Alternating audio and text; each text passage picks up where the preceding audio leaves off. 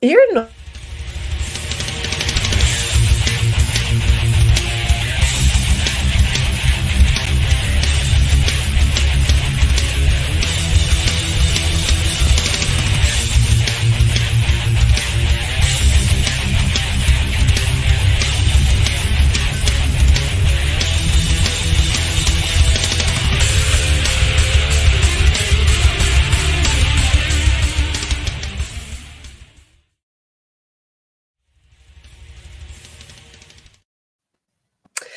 Good evening and welcome to Chasing Prophecy on FM 105.3 New Orleans, where we discuss anything and everything beyond the scope of normal. I'm Jenny Nicasio along with Sean Kelly and Jason I'm Pretro. Screwed your name up. Of course. No. And she's not here right this second, so I kind of miss you. But we had a really fun show last week, huh, guys? Yeah, it was very much. Hi, Joni. It was fun. It was hi, Joni. Yeah, it was a great Halloween special. So yes, it was. We had a good time. We had fun. Did you guys do anything special for Halloween? I worked. Oh, but I did pass that candy. Check this out, right?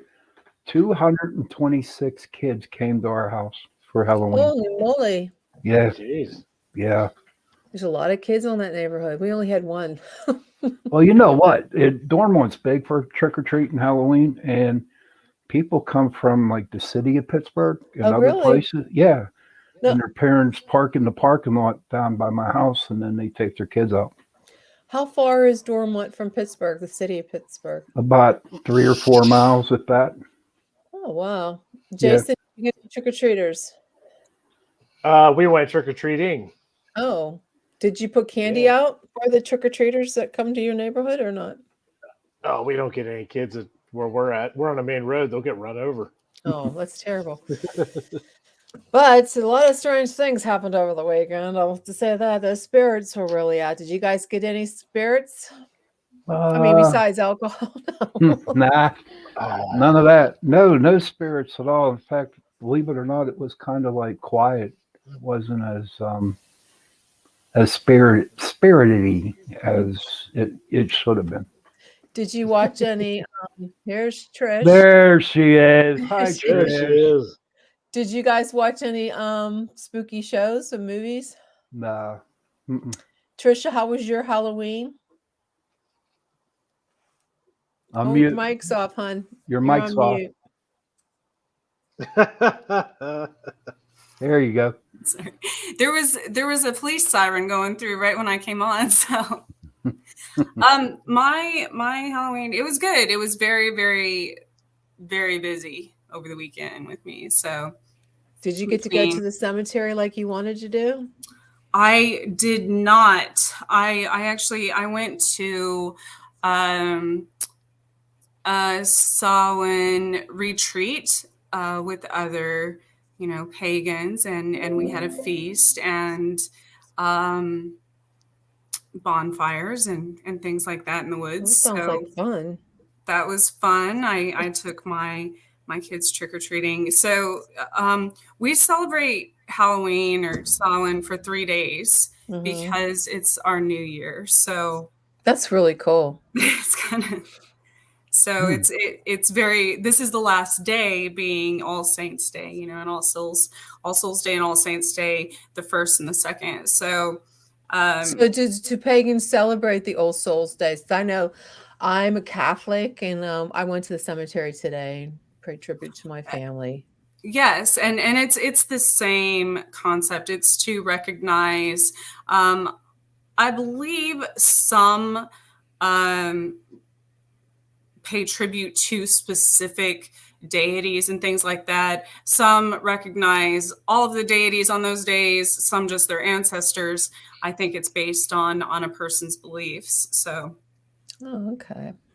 Well, tonight we have a different show. Well, not really different. I mean, we're just going to still talk paranormal, but I was reading Tyson's Gift. I don't know if you can see that. I don't know if it's backwards or not. It looks good. Is it fine? It's not backwards? Okay. No. I have to say, I don't want to choke up, but it was a really good story. How an 8-pound canine became a man's greatest spiritual guide. And this is Brandon Wainwright. I hope I'm not messing up his name, but he wrote this. And there's nothing truer in the world than the love of a dog or any fur baby for that matter.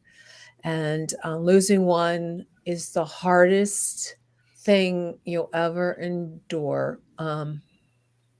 But what if you knew for certain that it wasn't the end? And Brandon wrote this beautiful story about his relationship with his, I believe it was a Chihuahua, but I don't want to mess that up. I cried reading it, and I really teared up when he talks about some things that happened in the book. And as Brandon began his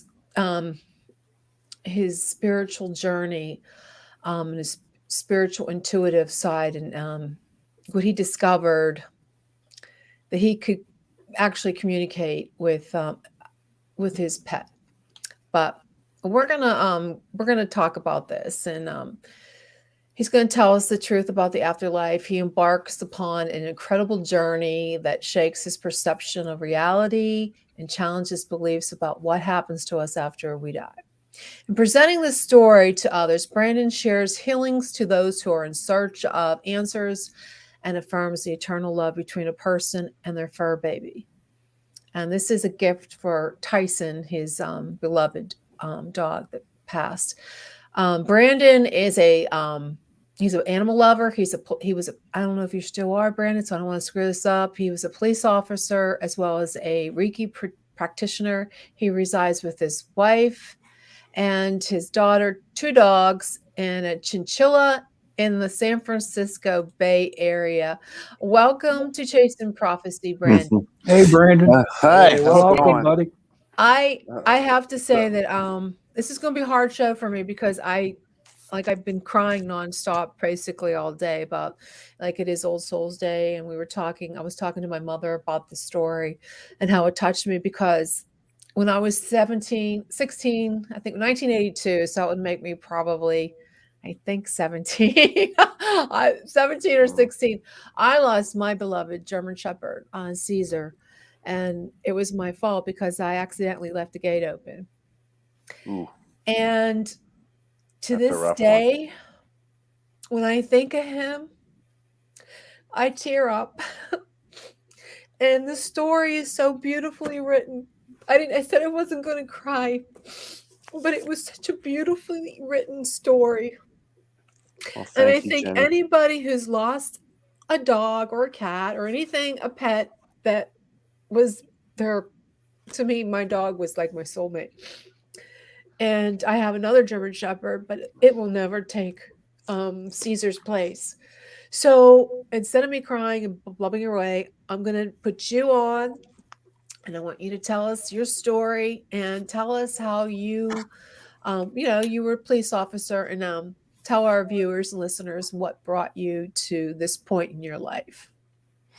When I was one of those people that I was an agnostic, if you will. I wasn't raised religious at all. I tried on a number of religions when I was in college and after college. I was engaged to a very religious lady that ultimately we broke up because I couldn't convert. I couldn't find truth in her religion, at least not enough to convert to it. And so I was one of those people that just decided, I know there's more, but I don't know what it is, and I'm okay with that. And I'm just going to move on with my life and make peace with that. And as a child, I had a number of dogs, specifically, that were taken away from me. So for various reasons. And so I had a lot of trauma regarding dogs. Well, when Tyson came into my life, my wife, who at the time was my girlfriend just before we got engaged, she got him. And I wasn't all that into it at the time. I still love dogs, but having one I kind of blocked myself off from it, I think, because of the things that happened to me as a kid. And it just wasn't a priority for me. But so Tyson comes into my life, and he's a dox. You were right. He was 3/4 Chihuahua and 1/4 Dachshund. And at the time, I delivered bottled water, and it was like, oh no, here's, in my experience, these dogs were not friendly. They were vicious attack dogs, in little bodies. And so I wasn't into it at all. But as soon as he came into my life, he just captured my heart. And, my relationship with him really helped me to heal over different experiences that I had as a kid. And then, he was a big personality. He was mischievous as any dog you could imagine. He was self-centered, but yet loving. He was very emotional. He knew exactly what he was feeling, and he wasn't your typical dog where they're just like, love you, and no matter how you're feeling, they're right there just wanting to please you. He really wasn't like that. He was more like a combination between a cat and a dog, which for me was actually kind of a good thing, because I had to earn it. I had to earn his love and trust. And initially he was real standoffish with me, which was unusual because dogs have always taken to me immediately. So anyway, the bond that I had with him was really special, and it helped me open up and heal a lot during his lifetime. And so when he passed away, and it was a big deal. I cherished every moment with him. I knew it was special, a lot like Caesar, I would imagine. And I dreaded it, but I figured, well, this is the nature of things, and I'll deal with it when it comes. Mhm. Well, within a couple of days of losing him, I realized that I was dealing with more than just grief. I was dealing with a spiritual paradigm problem. At the time I was about 45 or so, so obviously I lost a number of family and friends and animals. And I just accepted it. It just was what it was. But with Tyson, he was like a combination between a child, a brother, a mentor. He was like, he was my soulmate. I mean, I'm not exaggerating that. He was literally my soulmate. And so it was hard for me to just accept his death without knowing that he was okay. And that was something that not having a specific paradigm, doesn't really, that's one of the downsides to it, right? It's easier to just say, well, I know there's something, I don't know what it is. I'm never going to know what it is. But at that point, that was when that became a problem for me. So I found myself struggling with this, and I just wanted to feel some comfort. So I went on Amazon and I read a book called Animals and the Afterlife. And I actually punched in Animals in the Afterlife because I was looking for some kind of comfort. I didn't care if it was fiction, nonfiction, whatever. I wanted to read about animals in the afterlife to make myself feel better about what was about my dog. And this book, I highly recommend it. It's a nonfiction book written by a doctor and who has, he has a lot of extrasensory perceptions, very gifted psychic lady, but also a doctor. And she tells the story, and she's in the book, she's dealing with animal communicators. She experiences reincarnation of animals. She has consultations with multiple communicators that all have the same messages that they deliver to her, and they're not affiliated with each other. And for me, I should also add that I'm still a police officer, although it's looking like that's going to be coming to an end very soon. So I'm a skeptic. I'm not somebody that's just going to take this stuff willy-nilly, especially given all the searching I had done prior to that. But at the same time, I was so compelled by this story that I was like, man, if this is real, it's worth exploring. It really is. And if it's not, well, whatever, and so I ended up starting to do my own consultations with communicators. And I won't tell the whole story, but I'll just leave it at I had some very specific messages relayed to me that I knew could only be coming from Tyson. And it opened up a whole new spiritual realm for me.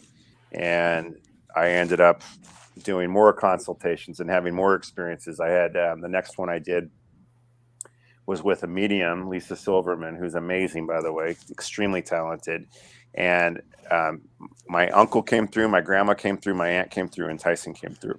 All four of it. It was 2 solid hour consultation of nothing but accurate information.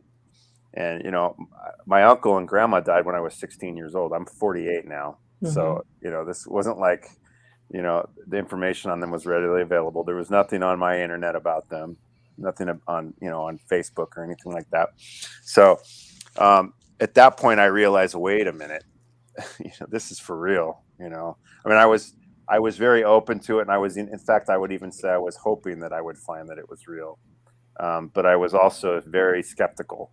And I wasn't going to allow myself to just believe because I was in pain and needing comfort. I was trying to be as discerning as I possibly could.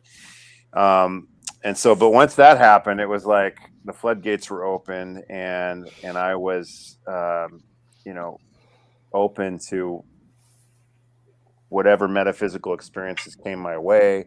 That's when I got into Reiki, because I was looking for ways to open up, and I had a friend that recommended it to me.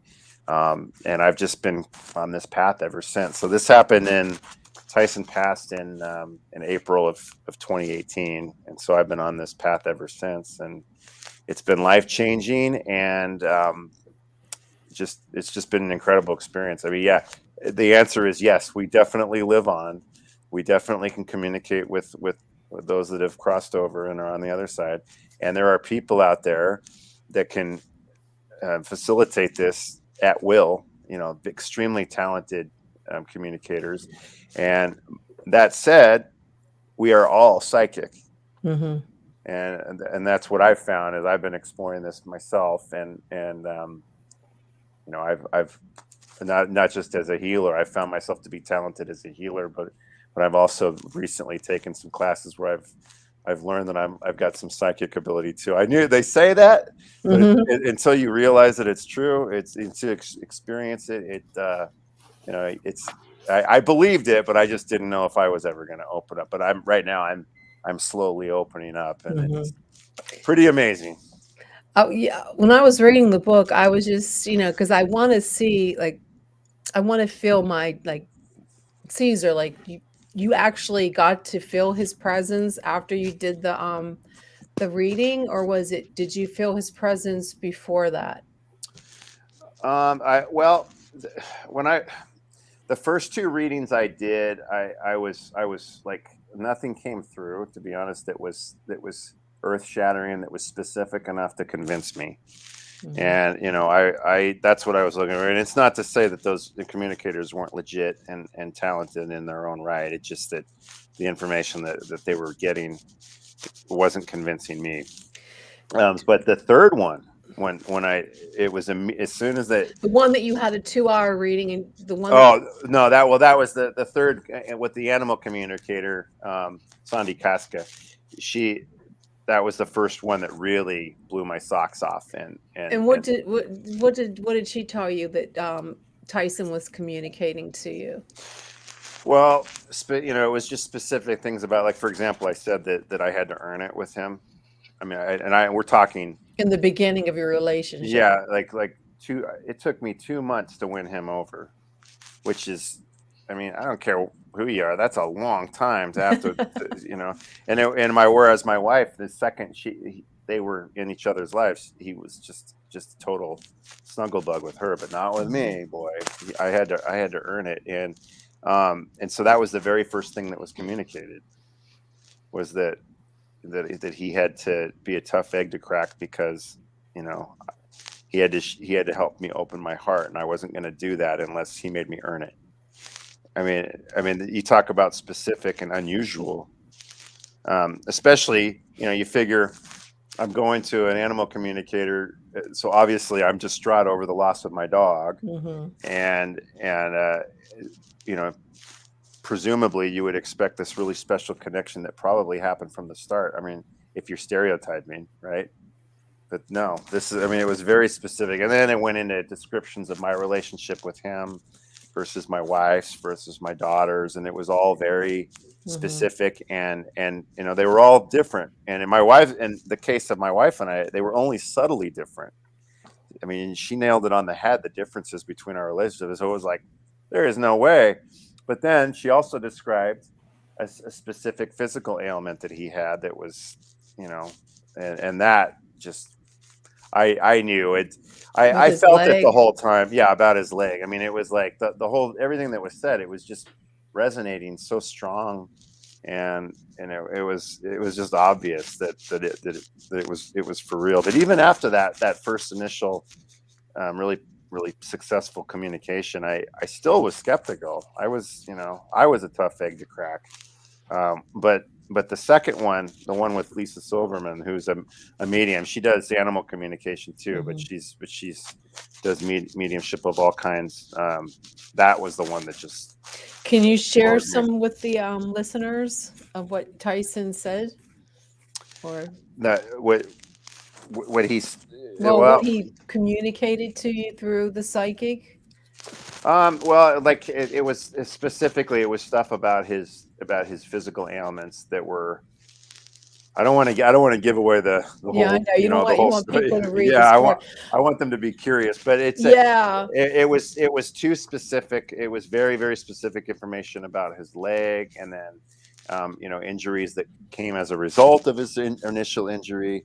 It was all stuff that was like, so you're a true believer now. Yes. Through all this that your pets live on. No, well, we all live on. Not just I'm just curious. Do with his leg, did you ever have any similar ailments? No, I didn't. I mean, I've certainly had issues with my legs from time to time, but it was nothing like that. It was nothing like what I was just wondering, as I've noticed with a lot of people, I communicate with animals too on occasion, and a lot of their owners have certain ailments that the animal will develop. And there's beliefs in different cultures that those animals come into your life to kind of heal you from that, but they take on that energy themselves. So much like human healers, in a lot of ways. You can't protect your energy. So I think animals, everything that I've studied and seen, it seems like animals themselves are very intuitive, very psychic themselves, and very empathic. Oh, yeah. I think animals are the best to communicate with, almost, because if you think about it, animals are there. People talk to their animals, at least I do anyways. I talk to mine more than nobody else. My animals, they sit there and they see everything that goes on in your life, in your house, wherever you take them, more so than other humans. So they tend to know more about us than anybody else. So well, and they know you on a soul level. I think and I think they're more consciously aware of you on a soul level than humans are. I think they're able to perceive a lot that we have been taught to kind of push aside, and so but they're such pure souls. It's nothing better than an animal. Brandon, what do you think of this? What happened to me? I know I want to know what you think.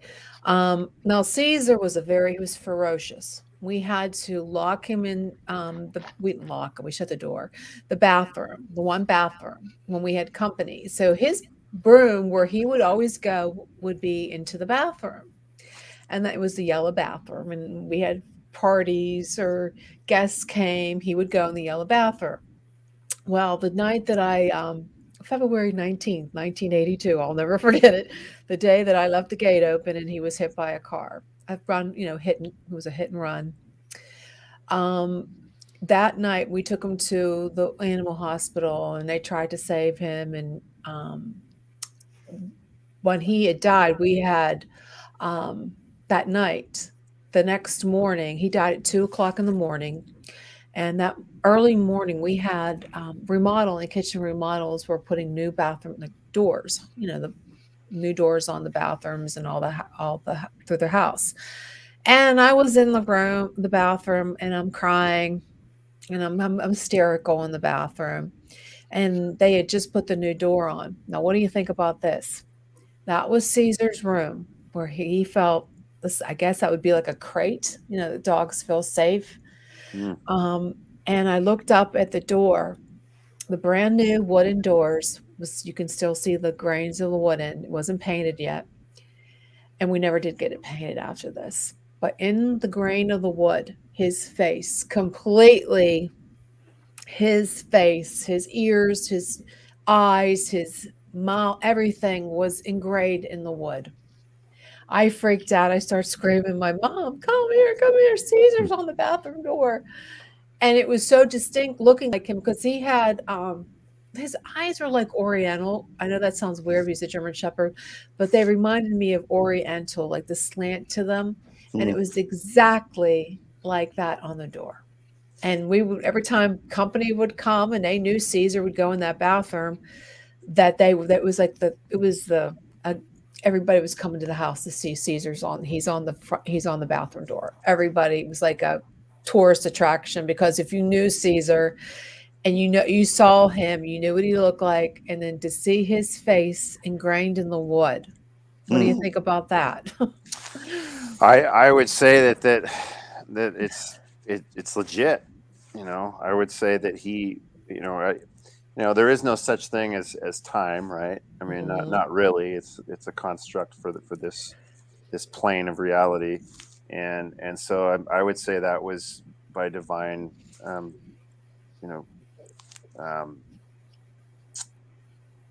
I would say, yeah, it was by divine design. I would say he had something to do with it. That's what I think. They kind of give me some kind of peace of mind. I was devastated, absolutely. just like you. I mean, I slept with my mother and father for like 6 weeks. I could not sleep by myself. I was a mess. And like I said, I still get torn up. So I know people that they've had encounters with them. And I always think sometimes I feel once my dog now, Ava, is not around, I'll think it's her and I'll feel my bed go down a little bit. Like it feels like someone sat next to me. Or I could feel like, you know how you have a nose, your dog used to nudge you with their nose? And I'll be in my bed sleeping and Ava's not there. I'm thinking it's Ava.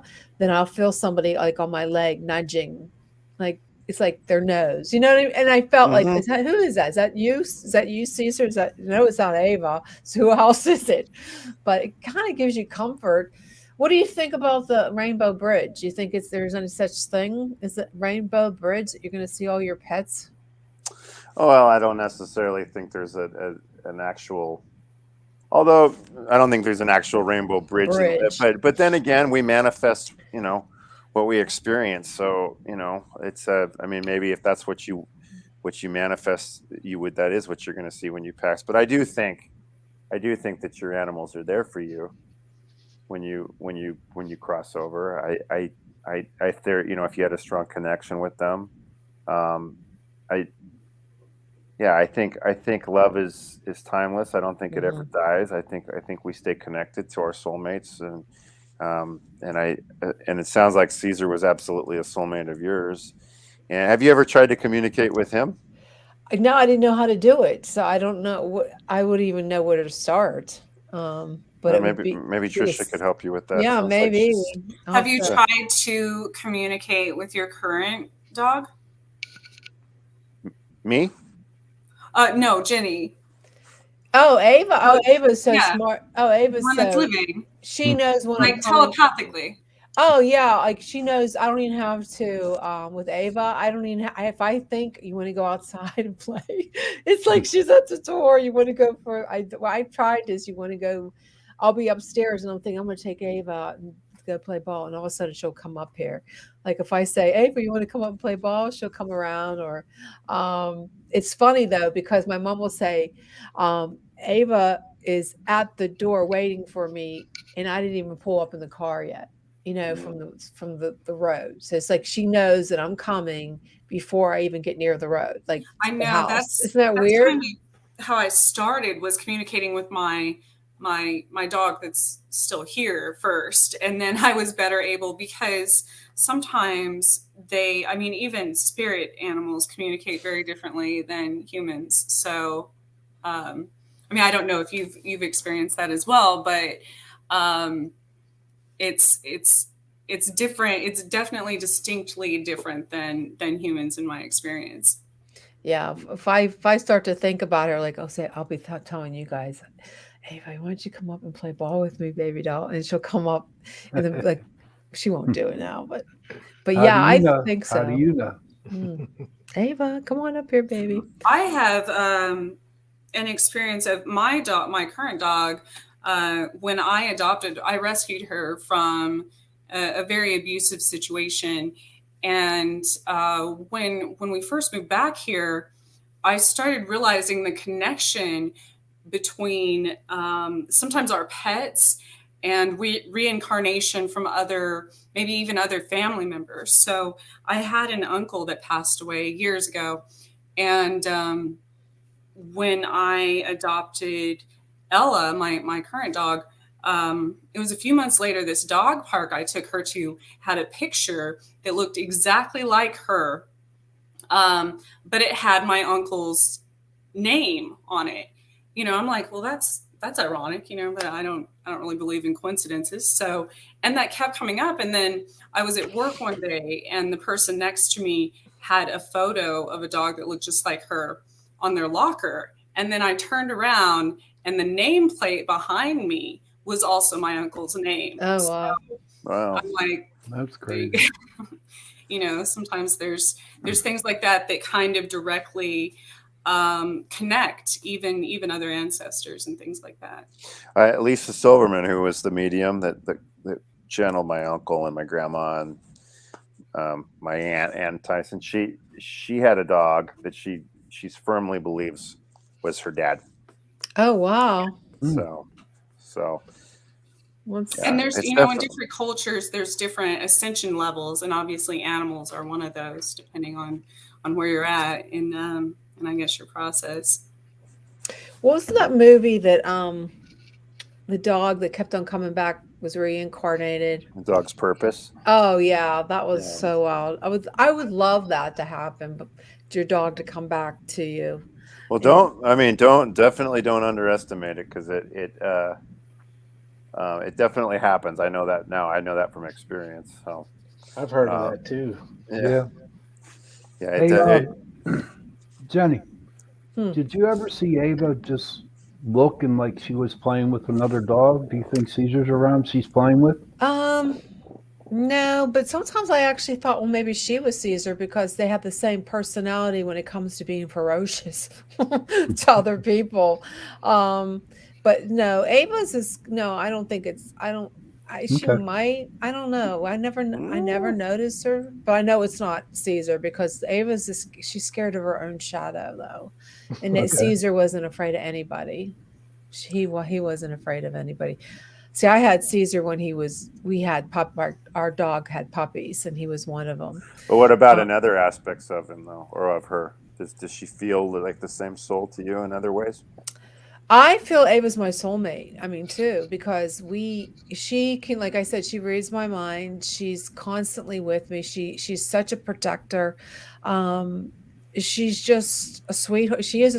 To other people, she's ferocious, but to me, she's a sweetheart.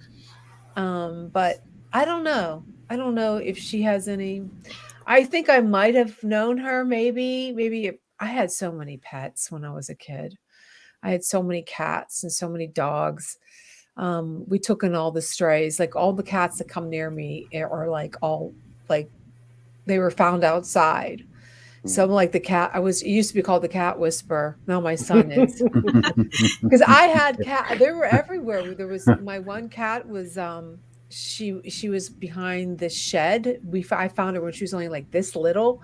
And then the other one was these boys where I was working in a beauty shop years ago, I don't know how many years ago it was. These boys were shooting BB gun and I rescued him. And then the other one was he just showed up on our front porch, crouching to come in.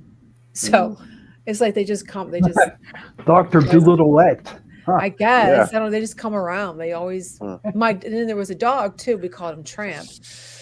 All we do is run around. He'd leave the house because he would but he was a sweetheart. He was like an old soul dog. He was a mutt, but he was I was so sad to lose him, and because it was just a mutt that came. He just wandered into the yard. You know, he just wanders into the yard. Oh gosh, yeah. I truly believe what you're. I mean, it'd be so nice. It is nice to know, and I'm so glad that this opened up the door to you to discover your metaphysics side with the Reiki. So, are you doing anything with that? Are you doing any readings or anything yourself? Well, I just recently took I took a class at Delphi University in northern Georgia, where you learn how to channel. And so I'm not doing it professionally, but I have done it. I have it, Reiki. I've done hundreds of hours of Reiki, but I've never actually charged anybody for it. And at some point I'll probably, I would like to start, trying to do this on a more, Yeah, on a more of at least a it's part-time nice that basis. it opened up the doors Brandon. to this. Brandon, Yes. can I give you a suggestion, please? Sure. What I did when I would give people psychic readings, I would never charge them, but I would ask them, to do something nice for somebody. Okay.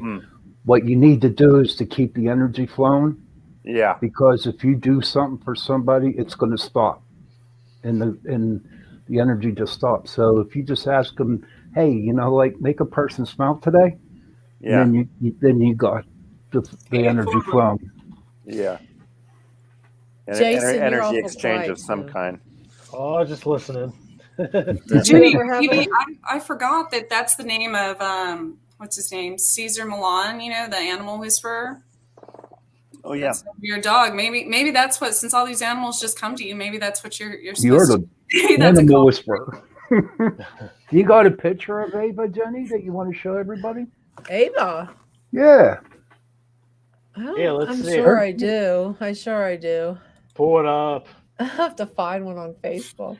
One of my favorite cemeteries to visit here in Topeka is it's called Rochester, and they have a very, very large pet cemetery, which I think is great. That's something unique about that one. Yeah. That I just think of the movie Pet Cemetery. That's why I avoid them, buddy. Yeah, Seriously. But Well, you're I'm not bringing them back to life. But you know what? For me, the only time I had a dog was when I was really young, about 12 years old, and he was an English bulldog. And I really wasn't into the spirituality like I am today. But I do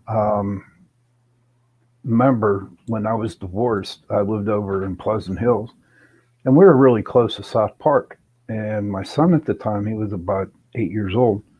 And it was really cool because when you enter South Park, there's this bend, and he would always say, my son would always say, Mother Earth, can you show me a deer? And as we made that bend, a deer would appear right there. And I used to go out South Park a lot and meditate. And one time I was meditating, and honest to God's truth, this mother raccoon with like 4 or 5 little babies came in front of me, sat down, and they were looking at me like giving me messages. You know what I mean? So, even though I didn't really have a pet, I would do a lot with the animals in the wilderness, like deers and raccoons, and even a fox. Even I dealt with a fox. So, they are very spiritual. I messed with some raccoons once while camping. They kept getting in our trash, so I made a couple mountain pies and put them in a shoebox and taped it shut. And then the babies were trying to get it, and they couldn't get it, so the mom raccoon came up and took the whole box. And disappeared over the hill. They're smart. Yeah. This is a picture of Caesar. Oh boy, he's a big boy. That's my baby. That was my baby. Wow. I dressed him up all the time. I treated him like he was a friend of mine. You dress your friends up? Yeah, I do that too. Oh my God, handsome. Jenny, he's huge. He was pretty big, but I'll show you. I'll find one of Ava, and they look sort of similar. I don't. Well, German shepherds all look similar, I guess. Like, sort of. I guess, right? I don't know. But that's my baby. Yeah. It's just amazing. What? So tell us a little bit more. So you do the REIKI. Well, you said the way you're retiring from being a police officer. Well, I'm having to. I'm basically being forced to leave. Oh the God, department. no! They're making you get the vaccine. Yeah. Oh, geez. Oh man. Yeah, and my daughter. I live out here in California, which is a different world. And my daughter's 12 years old, and I've done a lot of research about the vaccine. I'm not okay with her getting it. No, And, I'm here with you. So we're not going to force her to do home. Well, honestly, You shouldn't force. No, I'm totally on with you. You shouldn't have to be forced to do something that you don't want to do to your body, which is ridiculous in America. So I will stand by you 100% on that. Thank you. I appreciate 100%. It's interesting because other parts of the country, when I was in Georgia, that's where I took my class, and then we spent some time looking around Florida and South Carolina, looking for a place to maybe move to, because we're gonna have to. We're not going to be able to stay here because we won't be able to afford our mortgage or anything. Go to Florida. Where else can you go? Pennsylvania. I don't know about that yet because they're already mandating city workers to get the vaccine, Sean. We're planning on Florida. I've got family down there. I'd love to go to Florida. But people have a whole different attitude about all this back there. Here in the Bay Area where I live, you're taking your chances if you talk. If you're critical of the vaccines. I can imagine, yeah. Definitely. It's a very, very different situation. It's a very different situation that we're living in right now. Mm-hmm. And I don't think you should have to decide. You shouldn't have to choose between your livelihood and getting a vaccine. Well, and then, I actually, just full disclosure, I got the vaccine initially because being out dealing with the public, it seemed to me like that was the smartest thing for me to do when they first came out, and my wife did too. But then having seen what's happened since, and the track record and everything else that I've seen come out, I'm not okay with getting any more. And they want you to get another one and another one and another one. Yeah, and where I work, fully vaccinated means whatever vaccine plus boosters the FDA is recommending at that particular time. That's crazy. Like, I'm going to pull the trigger and get out now before I lose my livelihood and can't afford my mortgage and lose my house and everything. Yeah, else. So you're going to get out before they force you to, so you can get your pension and everything. Yeah, I mean, it's a sad thing though, because I'm probably giving up. I've only got a few more years to go, and I'm probably giving up about 40% of my pension by doing so. But it's at least I'll have my freedom, and you'll have your freedom. Yeah, and it's you're so this new venture that could be the start of something for you. Yeah, that's I mean, the other thing about being a law enforcement officer out in California is frustrating to say the least. We definitely have been at the tip of the spear as far as the politics and that sort of thing. And it's been, I got into this late, and the majority of my career has been spent in an environment where things are hostile towards the cop. So I'm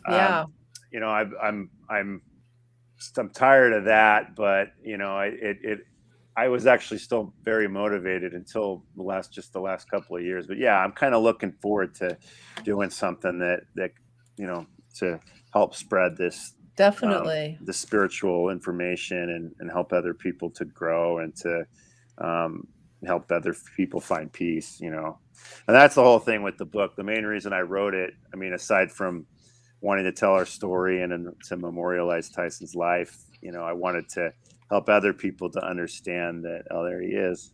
That's Ava. That's Ava. Oh, yeah, they're definitely similar. No, she's the one. Look out. There's another one. Brandon, have you considered? I don't know why this just came to me, but maybe there's a reason. Have you considered? There's programs to help retired canines be placed maybe with veterans or other retired, you know, maybe you could do something like that, with be kind of a liaison between the two. Yeah, I would love that type of thing, or, you know, helping with shelters, you know, all that stuff. I would like to do something to do with the animals, and then also training. Well, I'm not much of a trainer, to be honest. Well, I'm talking about the ones like the military canines or the police canines, things like that, that are off duty or even maybe injured that can't return to work. And they try to place them with the right. I know there's a veterans program that does that. I know there's some for even retired police officers and such, and it's part of their healing process. And I don't know. I just saw that with you. Maybe that's nearby, or maybe that's something that you could look into. You know, that would. I will. That's a good idea, because that would be a really great thing to do. It's looking like we're going to be in Florida, so, you know, wherever we end up settling, got a good governor there. Yeah, and I've got family there too, which is part of the draw. But I wanted people, when I wrote the book, I wanted people to understand that we do, and that's what I'm hoping, is to give people the idea and the belief, or at least open them up to the idea and belief, do their own exploring, that we do live on, you know, not just animals, but humans also. Yeah. And I was hoping the book would bring people peace. Definitely. I think it's a great read. Like, I thought it was well written. And it's a good, there's Tyson on the back. Can you see him, guys? That's my boy. Yeah. But yeah, I mean, it's because that's the reality of things. You know, we live in a 3-dimensional world, and so many of us get taught from an early age that you know, the metaphysical world is hocus pocus and make believe, and we lose touch with that side of ourselves. And the reality is that side of ourselves is the best guide. You know, if you can learn to tune into it. See if you can see that. He's so cute. Yeah, him under the covers. Yeah. So cute. He was quite the sleeper. He loved to sleep and cuddle. I know Chihuahuas they have a little mean streak in them. Yeah, little ankle biters. Yeah. They're not really. I wouldn't say they're mean. My smallest dog's like that. An ankle biter. Yeah. I got 4 dogs, and my smallest one, she's like a cat and just angry all the time. You know? She's unless like she wants something. Angry all the time. She doesn't love up on you unless she wants something. But you know, something that's cool. The youngest dog we have, he's the biggest, and before our son was born, he would cuddle up with my wife, like on her belly where the baby was. You know, like he knew like something was. Yeah, you know, it was really cool. You know. Yeah, they do know. And that was Tyson with our daughter Madison. We weren't sure how he was going to respond when we brought her home, and we were actually kind of worried because every experience we had with him at kids, he was like, they walked away from him crying, because he would dress them down, but when we brought Tyson home, he immediately knew that she was part of our pack, and he was loving on her. And you know, what I found with Chihuahuas is that they're definitely standoffish, but it's more out of a sense of insecurity, and you know, it's a safety thing for them. As long as they feel safe, they're actual real lovers. But they, you know, they shake a lot. They shake a lot. Yeah, there's only you know, there's few people in most Chihuahuas circles that will make them feel safe. That's the problem. You know, so you know, our new we have a Chihuahua Chihuahua mini pincher mix, who, let's just say, she keeps Tyson's spirit alive every day. I'll leave it at that. Cool. But yeah, she's one of those where she'll run away. You come into our house and she'll come up behind you and nip the back of your calf. You know, but it's done. My mom's used to do that all the time. Yeah, I used to have holes, and it was when my kids were babies. It's like she was a Chihuahua and she never had puppies herself.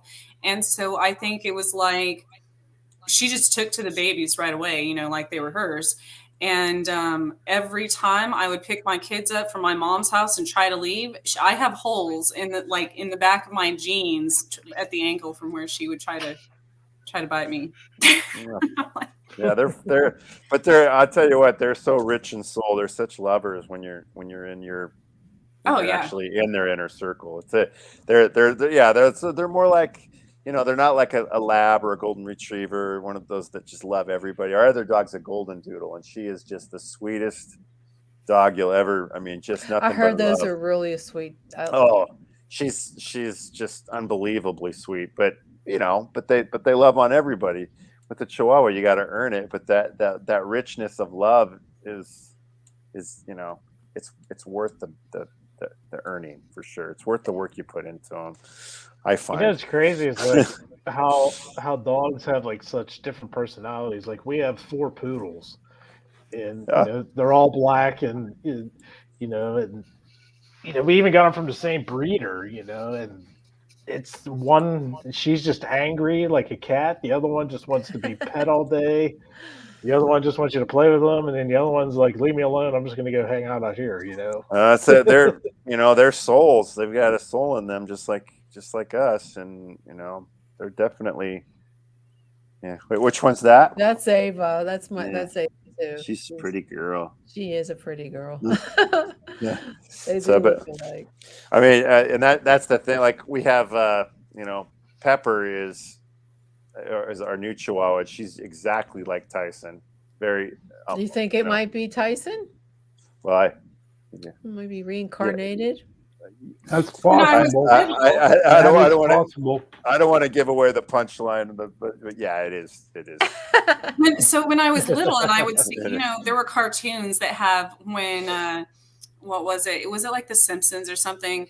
And their cat, they have like whatever its name is, the first or second or third or fourth, and they have like 6 or 7 name the same thing but with a number after it. And I used to think that that's what happened to before I ever knew about reincarnate. I mean, I was really little when I thought this. I was like, maybe they have to, that's why like cats have 9 lives and they just name them whatever life it is, and because they come back.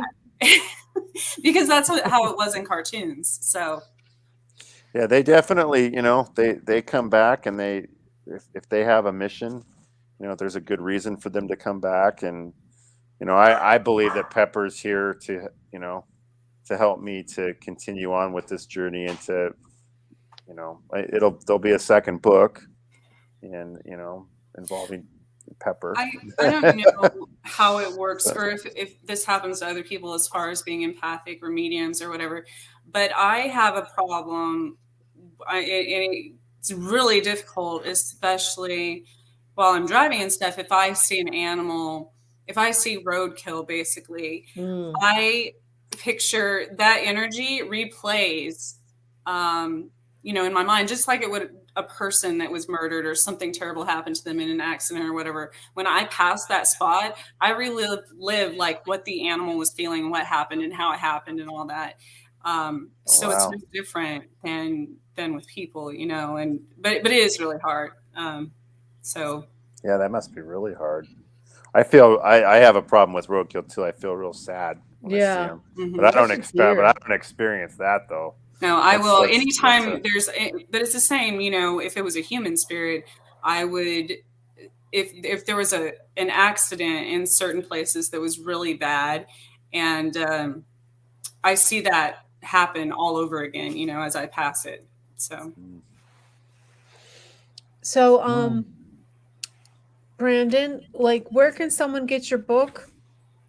Well, the easiest place to get it is through my website, which is www.tysonsgift.com, TYSONSGIFT.com. If you go in there, you can read about a little bit more about me. I've got a little gallery of pictures. I'm going to add more to it too, to kind of go along with the audiobook, which is in the process of being made right now. And there's a button right at the front page where it'll take you to an Amazon page where you can buy it.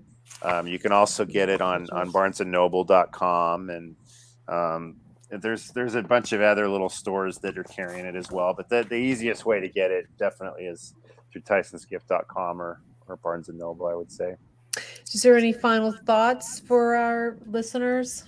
Well, I just want everybody to know that if somebody like me who's a skeptic and can learn that and know deep in my heart that we do live on, anybody can do it. And my sincere hope is that the book will bring people peace with regards to their animals, but also hopefully be compelling enough to people to where they want to open up and go on their own journey and find their own peace and to find their own truth in this, because there's a big difference between reading about it, no matter how compelling the stories are, no matter how convincing they are.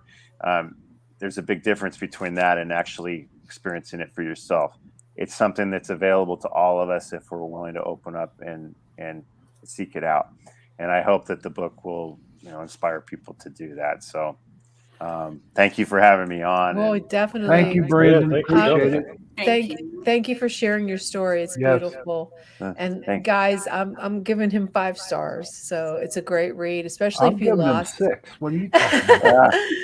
Seriously, if you lost a pet, and because it is a horrible thing to go through, it's devastating. And some people, like I know myself, that the loss of a pet sometimes is way more. Way more than in my experience, same thing. But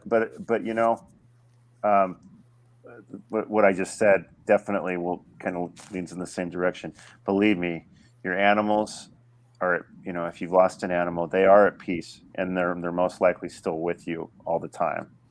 Those are great words. And I that's something that you can experience if you're open to it. So I hope people will follow that. I'm going to do it. Thank you so much for joining us tonight. Yeah, you should definitely try to communicate with Caesar, because I will. I'm going to try. You can. It's available to you. If you want to reach out to me, I've got some good communicators. If yes, yes, I will definitely. I'll ask your Cara. Is that her name? Kara, yeah. See if you can. Or just email me. Yeah, okay. You can email me. I will. You can email me through my website too. There's a contact us page. The emails go directly to my personal email. Yeah. And any of your listeners want to email me, that's great too. Definitely. Since Ava's getting up there, I don't even want to think about that, but I know it will come. So spiritual beings in having a human experience or an earthly experience. That's what we are. We don't die. We don't die. So I love those final words. Those are great, Brandon. So, well, thanks again for joining us. Okay, thank you. Bye-bye. Bye-bye. See you later. That was great, guys, huh? Yeah. Yeah, it was. I enjoyed that very much. He's I mean, it really touched me, and like I said, it's very tearjerker. Very tearjerker.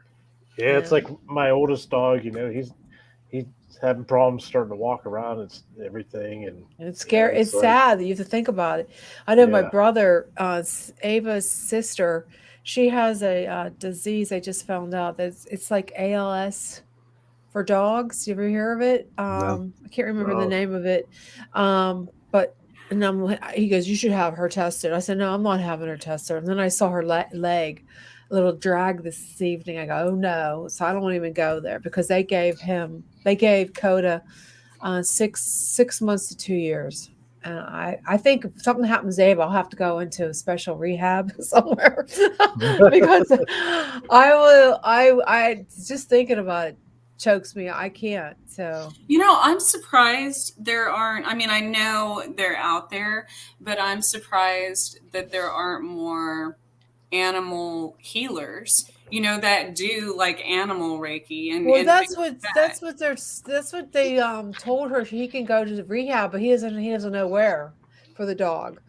Right. And that's what I mean. I think even most psychics and mediums and stuff that I know, maybe they just haven't, delved into the animal world. Well, I did Reiki on Ava once because she was, what was wrong with her? Oh, her ear.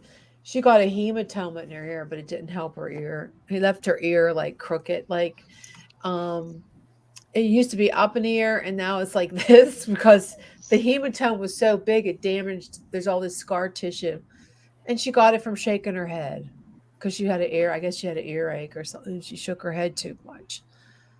Yeah. I healed my dogs were really sick from eating a specific dog food. Oh God. Before the shutdown, actually, and it came to me one night of what ingredients to make my own dog food, and that completely healed them. So, what kind of dog food was it? It was Blue Buffalo. Oh, really? I thought that was good. And well, you would think, and then I did this research even after the fact. You know, my dog started having a lot of stomach problems. Her hair was falling out. She was actually vomiting blood and stuff. And so, you know, she's not that old. That was when she was 3. So she's a Swiss Mountain Dog. And I started doing some research, and they had actually continued to distribute the food and kept it on the market after being sued for numerous dogs having intestinal bleeding and problems. So that's insanity. After, you know, I made my own dog food, I put different herbs and vitamins and things like that in it. And yeah, her hair grew back. She stopped, wow. You know, she gained all her muscle back and everything. And so. Oh, so what we're going to do now, guys, we're going to do some reviewing that we were going to do for Halloween. I think it wasn't it? Okay. Yeah. So we're going to start off. We're going to start off some videos that Jason sent me. So I don't remember what I sent you. Oh, well, too late. You're getting up there in age, buddy. Yep. You're getting there where we're at. Let me grab them. I still got like 20 some years. Oh, you think? Just wait. And then you'll be in your, you guys will be like 80 some years old. Aren't you funny? Yes. Explain that, Jason, please. Well, that's me and Augie over there in that room, that other side of the basement, and we were just hanging out and going to do like a K2 session, and we were just having general conversation, and I forget what we were talking about exactly. It was something to do with some of the spirits in the house, and then we didn't notice this flashlight until we came out of that basement. What flashlight are you talking about? The one that lights up there on the table. You're watching the video. Oh, right there. Yeah, so we had no idea that was even there because we come out and I was like, Augie, did you turn that flashlight on? He's like, what flashlight? I was like, I don't know. Where does flashlight come from? It was actually a flashlight from another paranormal group that was there previously. That's crazy. Did it have batteries in it? Nope. Yeah, there's batteries in it, and it just clicked on by itself. Yeah. Like, I have no idea. Like, you can hear it turn on. You can actually hear the click. Yeah. You know, so that was quite interesting. That was on our second time there at the Belair house, where that whatever the heck was ran up on me and all that fun stuff. Oh yeah, the duck. Yeah, whatever it was. Yeah. It was an alien. No, you guys are crazy. You won't come out with us and investigate, so come on out. Experience it. Duck. It was a duck that came out. So it's funny you mentioned that because I believe it's in maybe German beliefs. Ducks are really, for whatever reason, throughout there's folklore and legend about it. They're a very bad omen. It's something about ducks are a bad omen? Yes, in their beliefs. It's the same. I was going to say that earlier about raccoons. You know, they what's the shapeshifter that turns into the raccoons were thought to be? Is it the what's that? The cryptid. I have no clue. With the W. Wendigo. Anyway, I'm sorry. Wendigo. Maybe. Winnebago. Well, that was my first. That's my first. And if you're here, put one of these candles out. But don't burn yourself.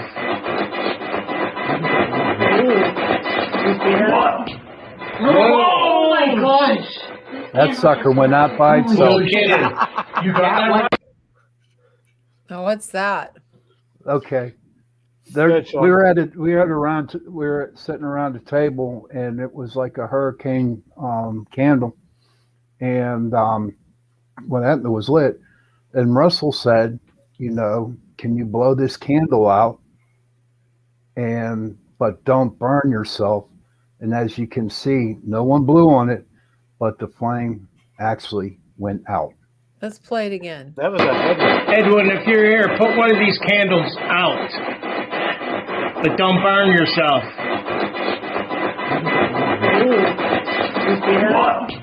Oh my gosh! This candle just went out. No kidding. You got one? Go ahead, one more time, Jen. One more time. One more time. Edwin, if you're here, put one of these candles out. But don't burn yourself.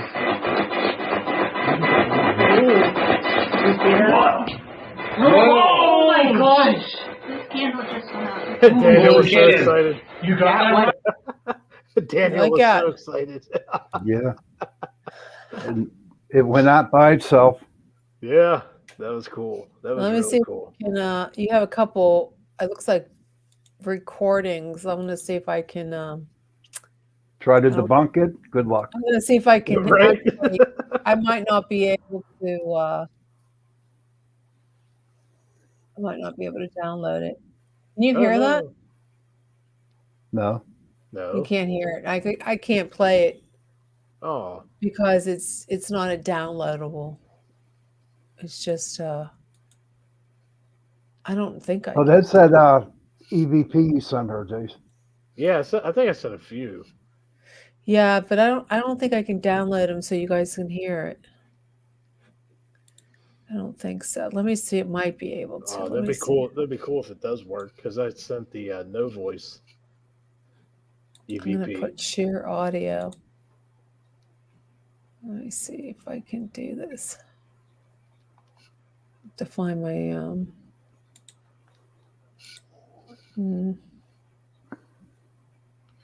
Everyone's waiting with anticipation here. Yeah, I don't think I'm gonna be able to. It won't even let No. me. We don't want to hear that. What? No, what did you just say? I said no. We don't want to hear that. We want to hear it. Oh, I'm trying to actually share that screen, but it won't let me share it for some reason. Let's see. Trying to share the. I can't share it. Where's Facebook? Well, if you go on our Facebook page, Pittsburgh Paranormal Society, I was trying. That's what we'll I'm have it up. trying. Where's it at on there? Oh, Can you hear that? Yeah. yeah. Okay.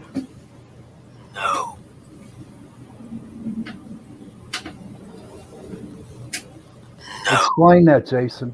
Explain it. Here, The let's setup. play it again real quick. Play it again real quick. It says no. Yeah, but listen to it walking. Now, where'd you get that at? I'll explain in a minute.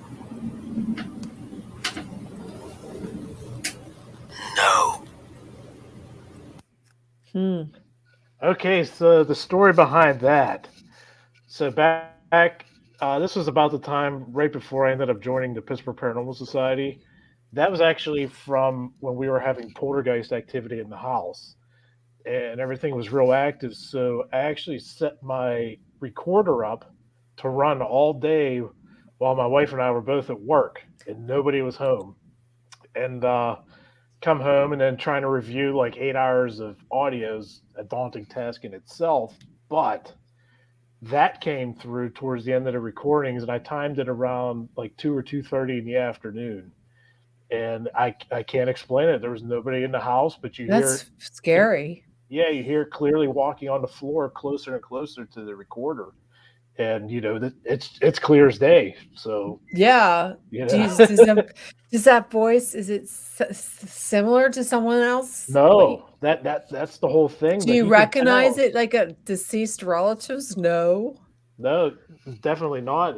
But I mean, if you listen to it, it doesn't even sound quite, on the human frequency. You know what I mean? Like it's different. Yeah. There's something different about it. But I Wait, can't and what explain it. time was it exactly? That was about 2 or 2:30 in the afternoon is when we caught that one. Nobody was there.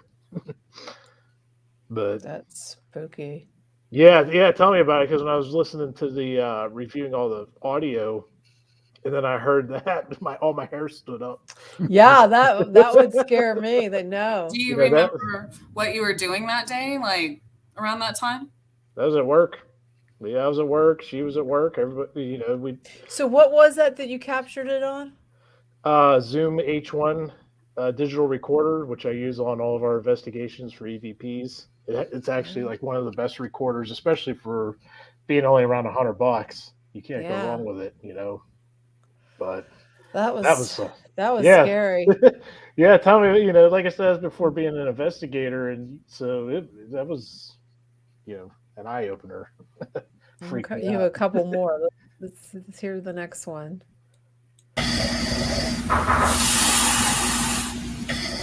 Is that So here, breathing? no, so you hear me sleeping, right? So that's me sleeping, and then something knocks on the back door. It kept doing it at different times throughout the night. That 3 knocks. Let me hear that. Let's see. Oh, I heard it. Now here's the funny part. There's a screen door that's in front of the wood door, but that's not the screen door noise. That's the wood door. So, yeah. It's not a screen. That's a wood door. That's a wood knock. Let's listen. Right, but we have screen doors, but that was definitely the wood door. Yeah, if you have to really listen towards the end. I heard it. Yeah, bang, bang, bang. Yeah. That was with the Blair house? No, that was my house. That was at your house. I got all kinds of activity. Like there's 2 videos. Oh my God. So what do? You Most set the haunted camera up house before you in go to bed? Pennsylvania. Yeah, probably. He has the most haunted house in Pennsylvania. Well, I just ordered. I have one of those nanny cams, and it's a cheap one. Believe me, I wanted to try, but I couldn't understand why. Why it would not record. You have to have a SIM card in it. So it's called a WYZE. Did you ever hear that? You got Wise. It's a cheap ass one, but the thing is about this one, it picks up all these weird noises. Mm-hmm. Yeah, a lot of those cameras do that. Why? Where are they getting the sound from? It's just a lot of interference kind of stuff, and being over the internet, because you're looking at it through your cell phone, through the camera, so it's running through the internet. It's just a bunch of noise, because it's a cheap camera. Well, I got the recording, so if I do this at night and let it record, if it picks up, if there's something there, you think it's going to pick it up? Yeah, sure. Yeah, probably. God, I can't wait. I might regret it. Like that camera, that one you're pointing at right now, that's from a cheap camera. We got set up throughout the house. And let's see what's on here. I'm not sure which one that one is. Isn't that when the curtain moved? Yes. Oh. Is this on? Is it working? Can you see? Yeah. I hope I sent you the short version. It looks like I did. Yeah, it's a minute. What are we looking for? You'll see.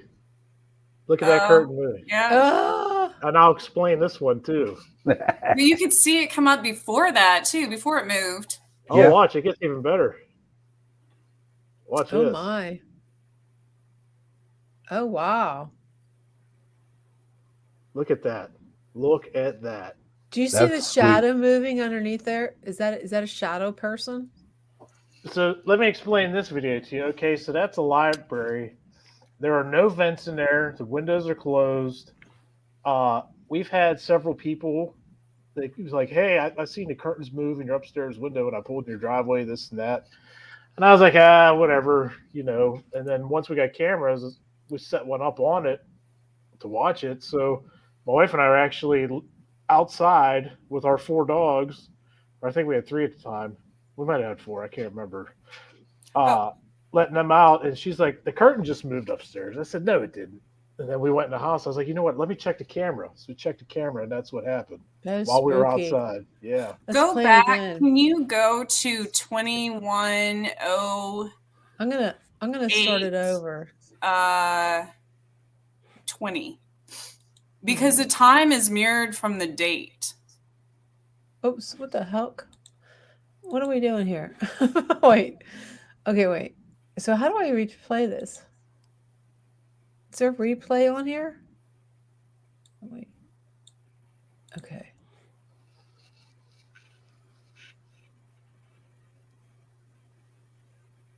Or is it playing? Yeah. Yeah.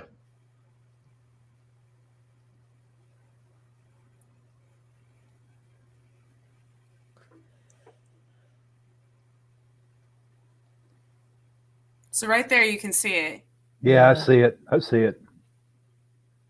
before it moves the curtain.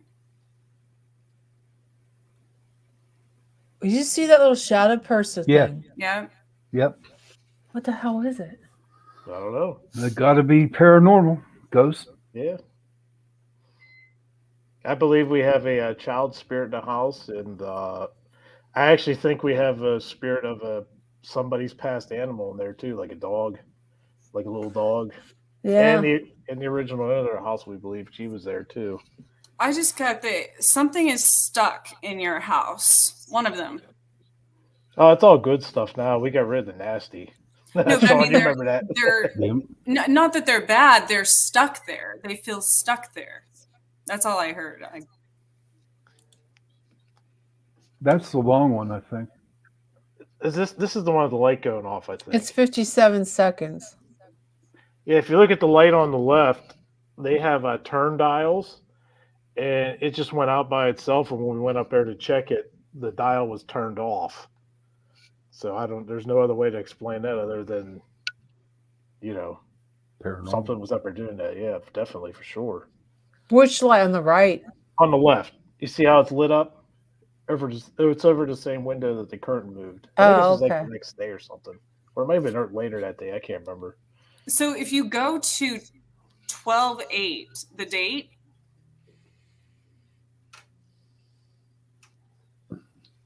12/8. You see that? Mm-hmm. Yeah. Yeah, something likes to play games up there. Now, whose house is that? Yours. Yeah, this is all in the beginning. Yeah. And what are these pictures? So these pictures, you see how this stuff's all like that?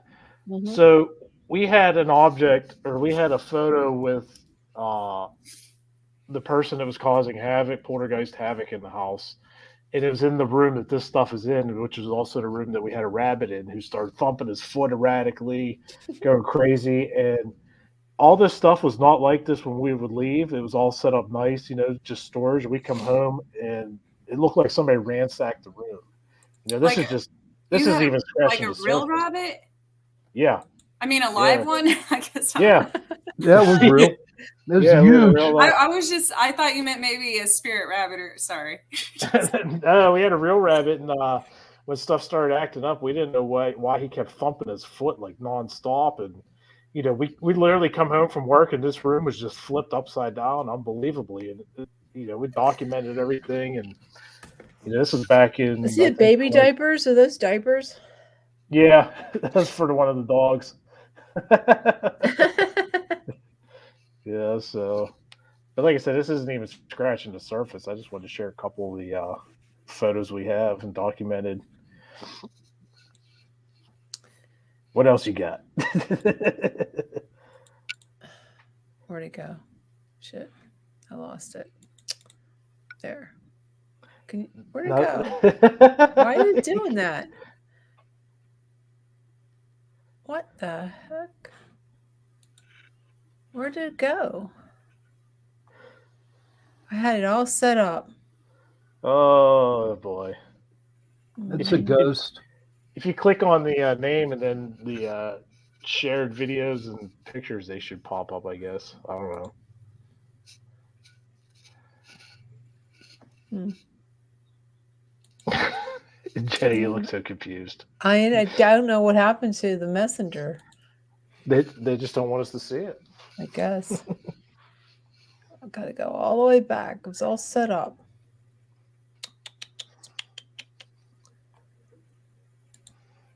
Okay, now I totally lost it. Why is this doing this?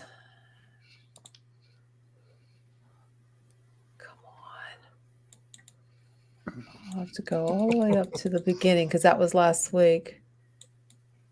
Come on, baby. Oh my God. Like I said, Jason's house has the most haunted house in Pennsylvania.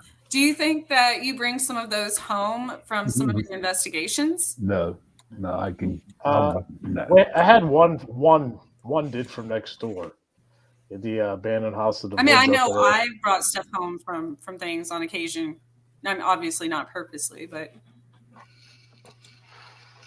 No, I won't let that happen, Trish. Okay, what's that?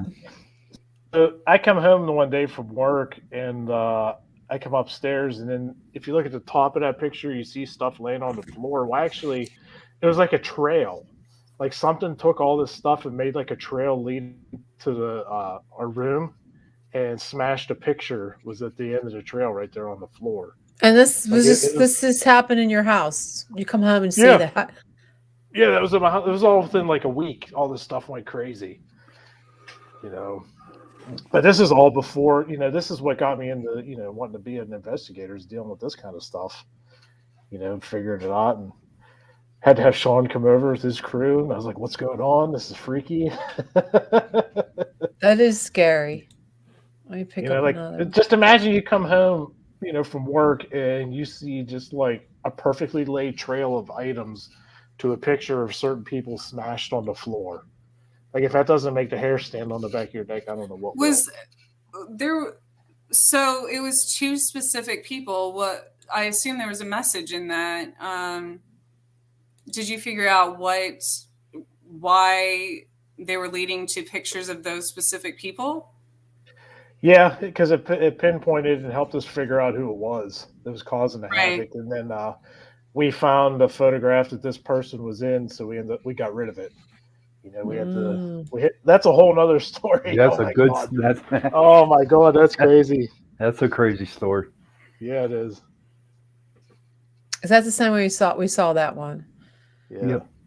I feel like there's something with that. Is that a stuffed animal on the chair?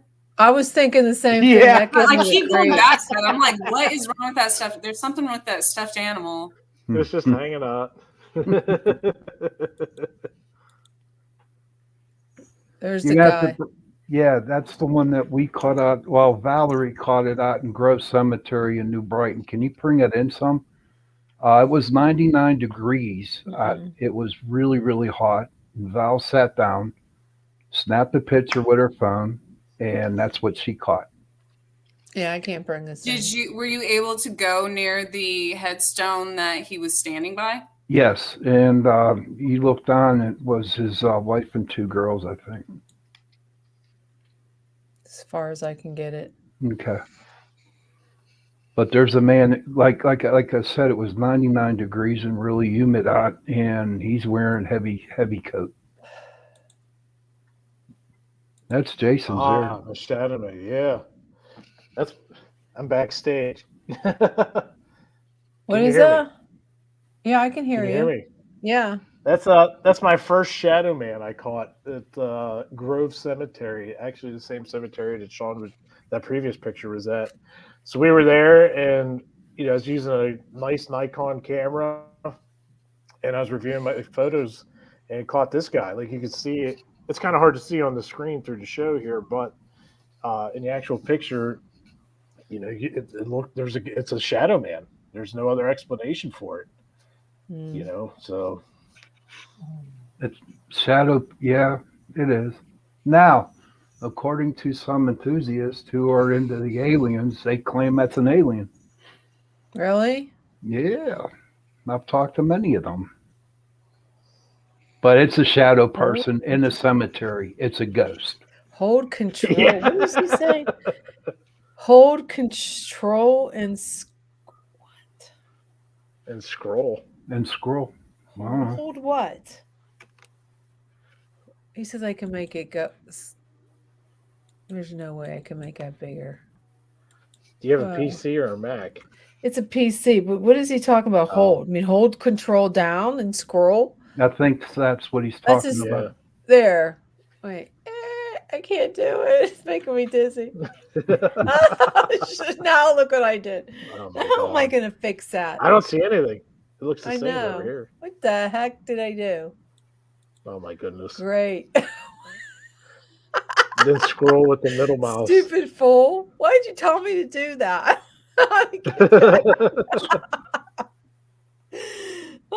Oh my God. I'm leaving it alone. I screwed it up. Can you guys see it? Yeah. It's the same thing. Yeah, it hasn't changed. Oh, on my end, it got really big. Oh God. I better just quit that. You see that? Yeah. Yeah, that picture was taken.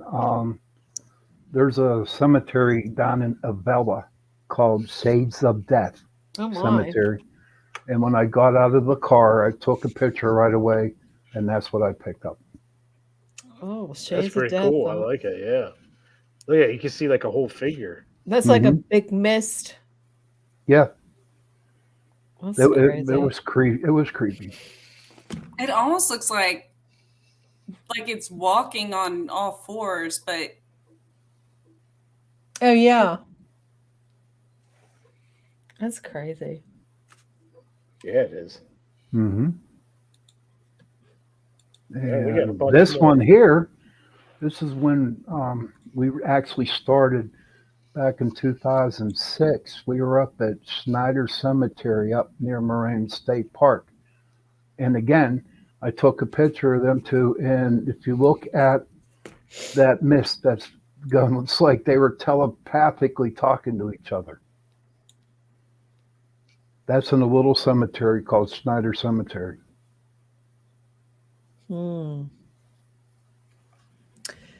That's spooky. This was my favorite from North Park. This is taken on Blue Miss Road. You love that place. I love that place. That's my go-to place, buddy. I've noticed. You know it. But if you look at the two sides on each side, that's mist. And in the middle, it's not a bug. And we tried to really, really debunk it as a bug, but it isn't. What's that white thing in the middle? That's what I'm talking about. We don't know what it was. It's Mothman.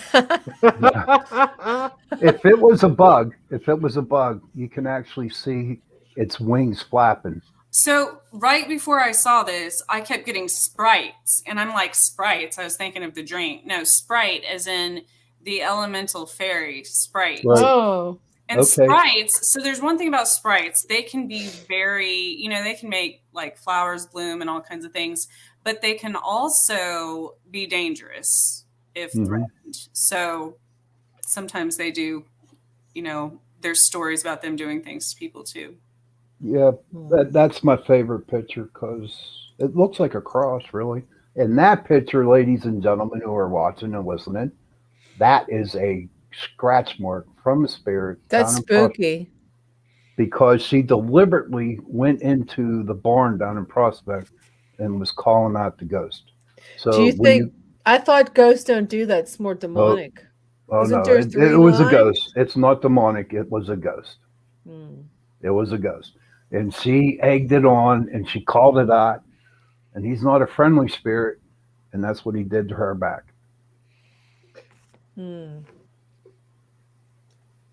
That is what happens when you call out the spirit, when you want to get to be ignorant with the spirit. That's what happens to you. And I've seen ones They that don't were like worse. being manipulated.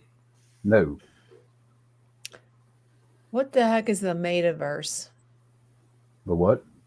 I'm listening Metaverse. to Cyber Demon says the metaverse. What is he talking about? Oh. I don't know. What are you talking about, Cyber Demon? I And see. that How do you know this is a negative? It's okay. It was 2:00 in the morning, and one of my group members, who was taking the camera, and Looks and like he has a can of Coke in his hand. it's a Bible. We call him the preacher man. We call him the preacher man. It's It looks like an Joey. orb at the bottom of the picture as well. That's a green orb, and that is the area where she buried her pets. Now, what happened was when the girl walked by that area, she felt something there. So she walked 10 more feet ahead, turned around, put her camera on a tripod, and put a 30-second delay snap on it. And when this picture was taken, that's what came up.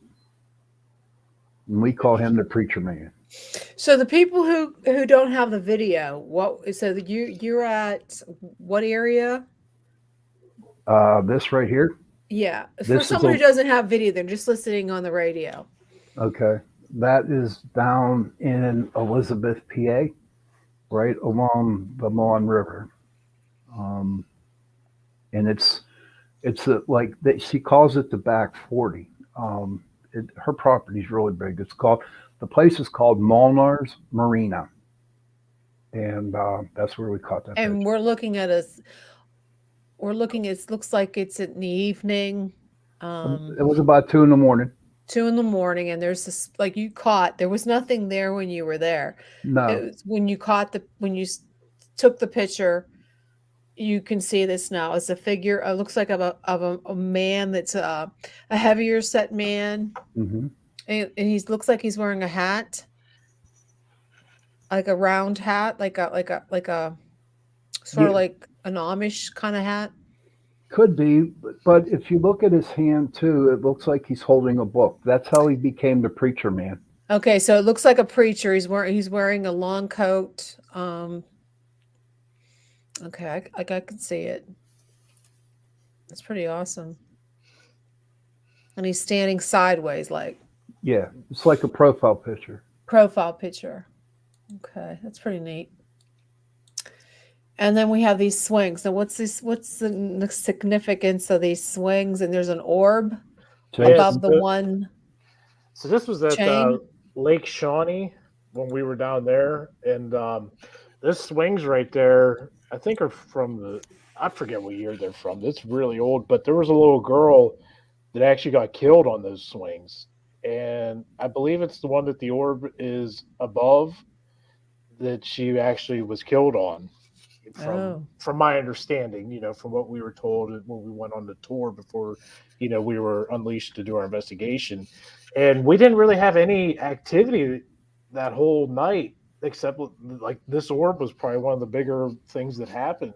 It's just coincidental how it's right above the swing that little girl, was killed on way back in I forget, was it 20s or 30s, 40s? I can't remember. So you think this little girl's still hanging around? Oh yeah. She is. Why would she be hanging around there? It's dark. It's scary. She could be attached to that, maybe because it was her last moment. We don't know. And where is this at? That was Lake Shawnee in Virginia. West Virginia. West Virginia. My bad. So I came across this a long time ago about. Is that the same one that had the amusement park? Yes. Yeah. Okay. Because it's funny, there's also a Lake Shawnee. There's 2 of them near where I live. And when I was researching those, because there's a lot of places that are haunted there as well, that's when I came across this one. And I don't remember what it was, but some of the spirits from there were contacting me. So there's something significant about, I don't remember what it was though. And that's another good picture of mine. Of course, it's Blue Miss Road. But look how bright those orbs, that orb is right above my head. That's huge. It's like the moon. People have a problem with orbs. At the beginning I did, but for me, you can tell the difference between a dust orb, pollen, all like and this one is as bright as the moon, just following me. It's a pretty cool picture. Mm-hmm. It's really interesting. Oh, this is great. This is a good one. This is real good. This is recent too. Too bad you can't hear it. I can turn the volume up. Wait. Yeah, turn it up. $5.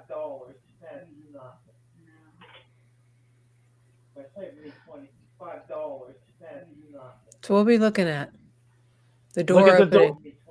So my wife and my mom are sitting on the couch talking. Remember, I've told you before that my front door opens by itself Yeah. at random. You can hear it unlock and just swing open, and my dog was like, goes to check it out. There's just random. You know, That's pretty. luckily we were able to catch it on camera when it happens. You know, over the. So what do you do? Just so you were because you think your house, well, you believe your house is haunted, so you just Oh, it have the is. camera moving. Or is that a nanny cam? Like it just goes on. No, I got a there's surveillance cameras that run Okay. nonstop. So you know, it's been. I think we've caught the door on camera 3 or 4 times over the last 10 years. Wow. That was a sweet picture, man. That's a apparition right there in the woods next to my house. Oh, I God. caught that with a full spectrum camera. Yeah, I can You see can that. see the whole. It looks like to me it looks like someone's wearing a long cape and they have a hood. Yeah, I'm not sure exactly what they're wearing, but all I know is Looks like a witch is doing some sacrifices. Oh man. We always get the bad rap here. Yeah, they do, Trish. I only wear hooded. you know what's crazy is like, you know, with everything that comes, you know, from the woods, we've put a salt line up on the border of the wood line and then made the Indian spirits offerings before to protect our property from whatever's over there, so that they'll actually come up to the wood line and stop. Like nothing crosses over anymore, or at least hasn't in a very long time, because I've caught a couple, you know, spirits over there. So I think that's pretty cool. Yeah, that was pretty recent too. That's a neat picture. Yeah, like when we go on vacation or something, we'll have to have, you know, somebody stop by, check the house out, make sure the door's not open. This one really scary.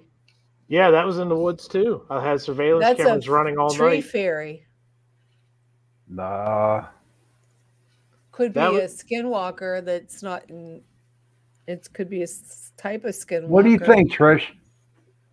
That looks like an elemental of some, like one of the tree. Yeah. It looks like it's part of the tree. What do you have? Did I send you the picture right before it? There's nothing there, and that just popped in for like a quick second.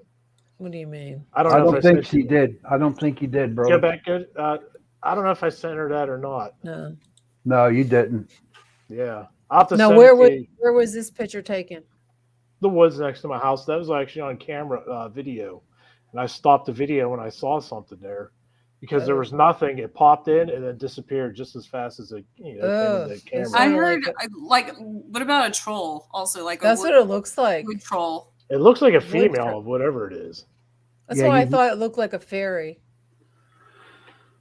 Now, Trish, ain't fairies a little bit smaller? Demon thinks it's an alien. Oh no, the Fae world can be a lot. I mean, there's trolls, fairies, like I said, sprites. There's they can be huge or big or little, or it depends on what kind of elemental it is. Boots the cat said it's an alien too. Aliens are, and okay, what is this? It's a big orb. Yep, that's an orb from the Kinsman house. Oh, Sean, that was from when we were there. Yeah. That's also, I think I sent you the pictures of the fireplace. It looks like sure a spirit's poking out around there. Yes, you did. Yeah. Now there are, I see like a, well, I was saying there's a profile in there, but no, it can't be. And what is this over here? It looks like a monster. Look at the eyes and nose. Yeah, ears. that was that the Octagon house? Yeah, that was the Octagon house. That looks like an alien. Yeah. Or it looks like the Duck Man. All I know is it's definitely something. I'm not sure. Definitely looks like a Duck Man. A skinwalker. Like Duck Man. It almost looks like a kid. You think?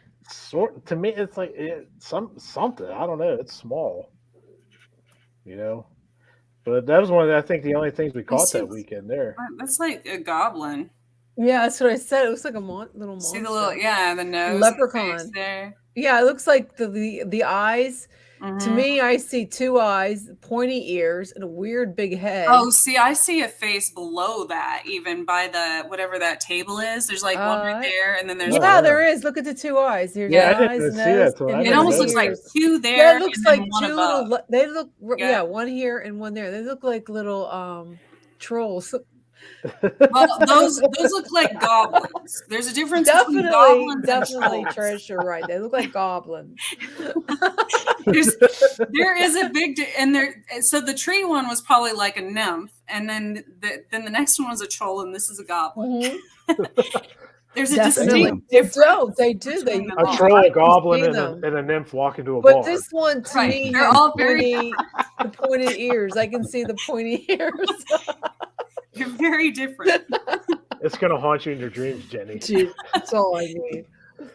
God. Oh, jeez, I'm not gonna be able to sleep. Here it is. Look at the fireplace right there. You see that? That little guy. I think I sent you the picture right before this. There's nothing there. I think you did too. I hope I didn't. There it is. Look, yeah. There's nothing there. This is right. But I see a little troll here too. Yeah, look at what the little is eyes. That? A little troll. Now they Trish? said that there's a child spirit that haunts that place. You know what?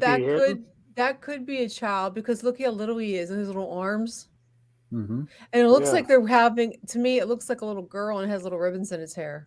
Could be.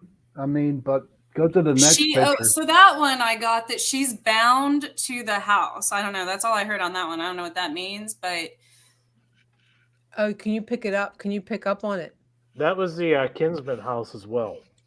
Wrong way. Wrong way. Wrong way. Right there. No, look, nothing there, and then, bam! Hello. Yeah, that's what it's saying. Hello, I'm here. Yeah, and that was all caught on surveillance. So right when I said that, I don't know if like on my screen where it shows my screen backstage, it flashed purple a few times. I don't know if you all saw that. That was crazy. Well, so maybe that was confirmation that she's bound to the house. Maybe. No. Okay. No. Let's describe for someone who doesn't have video. What are we looking at? We're looking at a So what we're looking at. This was at the Kinsman house. We went on an overnight investigation, and we caught some orbs and everything. And on the surveillance of this particular room at this fireplace we're looking at behind the couch, in one picture there's nothing there, and then the very next frame. That looks like it could be a child or something just fully pops into focus, and we're not sure exactly what it is. But the backstory was, I believe that there was a child spirit that haunts the place, and so we're wondering if that could possibly be that. Yeah, and come to think of it, when you think about this stuff, it makes me thirsty. I'm drinking some Coke Zero right now. Yeah, it makes me thirsty for Carnation Breakfast Essentials. Light start. So I just want to let you know that they are. This episode is brought to you by Carnation, and these are great. I don't understand. I don't have a green screen on, so why is it doing this? It's like a ghost box. It's Why? a ghost box. Seriously. Ghost. It's a new holographic I don't box. have a green screen on. It's the light start. That's so weird. It's got fewer calories. Yes, Yes. it does. And this episode is brought to you by Carnation. I just want to let you know that. Oh well. Anyways, let's go back to thank you so much, Carnation, for sponsoring Carnation. this. Thank you, Carnation. Episode. And where were we? Okay. To my screen. Oh, here we go again, guys. Oh jeez. Oh, here we go. We were right in the good stuff. Mm-hmm. Why is it doing okay, here we go. Is it can you see that? Yep. Yep, there we go. Okay. So yeah, definitely I think it's a little girl. It's something.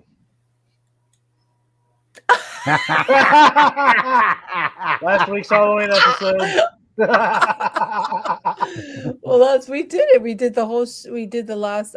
It took us to go through all these wonderful pictures. I want to go back to the Which one? This is pretty cool.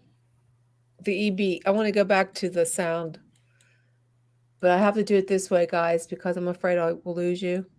Yeah, try it. So that's really cool. I have to go back to the EVPs if I can get there. These are really cool pictures. This was a good one too. So we have to go back. Oh, here we go. Sharing my screen. Oh, great. We're going to get you on it. Okay, here we go. Why do we have to share the screen? What is comments? Why does it do this? Why is it do it? See, my internet stopped. It's the ghost. Oh no, it's stalled. Gee. Stop. Let me try to do it on my let me try to find that one on my own. My internet's been lousy. I don't know what's going on with this. It's so slow. You still there? You might have to reset your router box. Maybe. Yeah, there's a button on it. Use the pen and push the button until it resets. Yeah, I guess I can't do it anymore. It's just too. My screen is gigantic now because. Yeah. There we go. Let me see if I can pull it up before we have to leave. Oh, it's just not moving. My teeth look black with this. Yeah, they do, dude. That looks creepy, man. You're like the Wizard of Oz, dude. The Oz, you know what I mean? The guy behind the green curtain and shit. Yeah. Jeez. Where's those little? I like these things. Let me see if I can share them now. Are you gonna try to share the EVPs? I'm gonna try. Can you hear that? No. You can't hear it. No. Why does this sometimes not work? Because it's haunted. Operator error. Can you hear that? No. No. No. My daughter and I on Saturday, we were on this bridge kind of stairway, in the woods, and this wasn't until I came home I found on my phone where, I was carrying my phone, but it wasn't on. And there was a short video clip that I didn't remember taking. Obviously, I must have hit the button. But there's always a reason for that, because when I played it, you could hear 3 voices. And bridges and stairways and crossroads and things like that are often where people find a lot of spirits. So, obviously they're trying to get our attention. You should take your camera, camera or video. Was it video? Get it out, Sean. Come on. It was a video. Yeah. Well, go out again. Go out again with your camera and try to get something on it. But see, I have to be conscientious. They're around me all the time. So for me to go out and be like, okay, I'm going to get one. It's like taking people's pictures, I'm like okay. That'd be cool. That's funny. But can I say who's going to be my guest on my show tonight? You may. Jason I. and Petro is going to be my guest tonight. Oh, snap, yeah. I am? Yes, you are. Oh. And I got your questions ready, buddy. Oh, gosh, boy. dude. I didn't do it. For the record, whoever's listening, I didn't do it. It wasn't me. So my show Into the Night, I come on right after TYSON Prophecy. It's 11 o'clock till midnight on the same channel here. And I'm having fun doing it. And Jason is going to be our guest star tonight. So. Oh, boy. This should be Sounds interesting. good. Then we'll get Jenny. I got Trish, I got Jason, then I got Jenny. Oh no, John, I'm ready for bed right now. Maybe we can do it ahead of time. And then we'll have a week where all 4 of us are on there. Yeah, that'd be cool. That'd be good. Do that. Chasing Prophecy went into the night, never to return. Well, and even with our show, it's funny. It's usually around a week later, a few days, a week later, I get messages about the previous week's show that I didn't even realize at the time, and I'm like, oh wow, that makes sense, So it's a good show. I'm trying to not physical messages, like spiritual messages. Oh, okay. Oh, that's wow. Yeah, you were talking about the red cat. Remember the red Oh, cat? yes. Oh. That came into my life unexpectedly. Yeah. You never know. I'm going to try to communicate with Ava and Caesar. And I have a cat up this week. I forgot about that. Oh, my mother-in-law here. You know, that's cool. Yeah, it was a good show. I don't know if we have a guest for next week. Oh, geez. Here we go. We'll find out Monday night. You'll find out. Right? Yeah, they will tell. Yeah, I don't think we have a guest for next week. I like the surprise factor. I don't. Right? I don't like the surprise. I don't like when that happens because we do have a guest, Michelle, but I don't know who she is. So I'll have to do some research in my I think email as to a find out. reader, Huh? As a reader, I like it because it doesn't give me time to research anything about them. So anything, any messages I get are intuitive. It doesn't. Yeah. Well, that's good. I mean, you guys are open to get guests. I have to find out who this person is because I don't like that. I don't like when they cancel on me or just don't show up either.